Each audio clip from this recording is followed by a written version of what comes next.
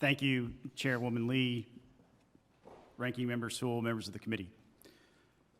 The greatest threat to our constitutional republic is misinformation and disinformation. This dubious pair will cause people to react in anger, cause acts of violence, and motivate people to take actions that are a danger to themselves, their communities, and the fabric of our nation. Faith in the results of elections is vitally key for the health of our republic, but more and more that faith is shaken by false allegations. The 2016 presidential election was marred by allegations of Russian hacking. And while evidence showed that the hacking was of email servers, by December of 2016, half of Democrat voters believed that Russians had changed vote tallies in favor of Donald Trump. That number would skyrocket to 67% by November of 2017 after a media barrage and many prominent leaders calling the presidency of Donald Trump illegitimate. That same poll showed 62% of Trump voters believed that millions of votes were cast illegally, although there was no widespread evidence that this was the case. When Stacey Abrams refused to concede the election to Brian Kemp in 2018, citing voter suppression, she filed a federal lawsuit that finally concluded this past October. In his decision, the judge wrote that Abrams and her group could not provide a single instance or direct evidence of a voter who was unable to vote, experienced longer wait times, or was confused about their voter registration status.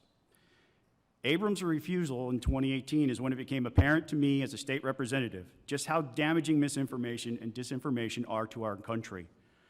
Because when Abrams refused to concede, there was an immediate tone change among Republicans and Democrats who had worked together on elections issues in the Georgia General Assembly. What I would describe as a general collegiality became hyper-partisan and at times combative. Rhetoric designed to invoke racism, outrage, and emotional responses replaced thoughtful debate and analysis. And then 2020 came, and Donald Trump drove a Mack truck down the path that had been blazed by Hillary Clinton and Stacey Abrams before them, but they're all on the same path. My written testimony outlines how devastating all of these false attacks have been on voter confidence in Georgia, and further, why the state had a compelling interest to try to reassure all voters with the passage of SB 202 and other bills, and how opposition to these measures are a form of voter suppression in their own right. After the disaster of the 2020 primary, SB 202 was implemented prior to the 22 midterms. Its real impact, what actually happened, was a higher level of voter confidence from all walks of life. In fact, a post-election poll by the University of Georgia found that 96% of African Americans waited in line 30 minutes or less to cast their ballot in person. It went on to find 0 African American respondents to that poll said that they had a poor voter experience. Another key takeaway from the University of Georgia poll is that 89.7% of voters felt confident in the election process. Hillary Clinton, Stacey Abrams, and Donald Trump, along with some members of the media, have all created doubt in the election process. In response to their claims, the Georgia General Assembly has worked to create a system that makes it easier to vote, have results that can be audited and verified, give voters options for their preferred method of voting, and build confidence using voter ID. They've made adjustments, including in SB 202, that have shortened lines and lowered absentee rejection rates.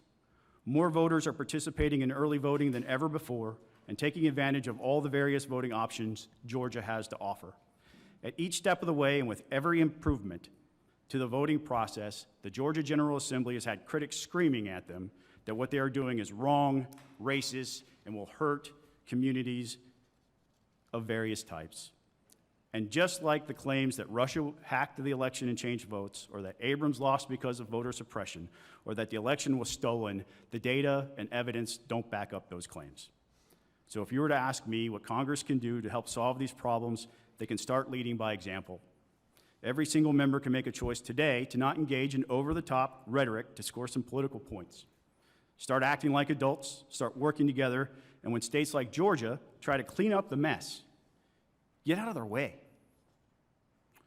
Or better yet, stand behind them and support what they're trying to do because their goals are noble. Thank you.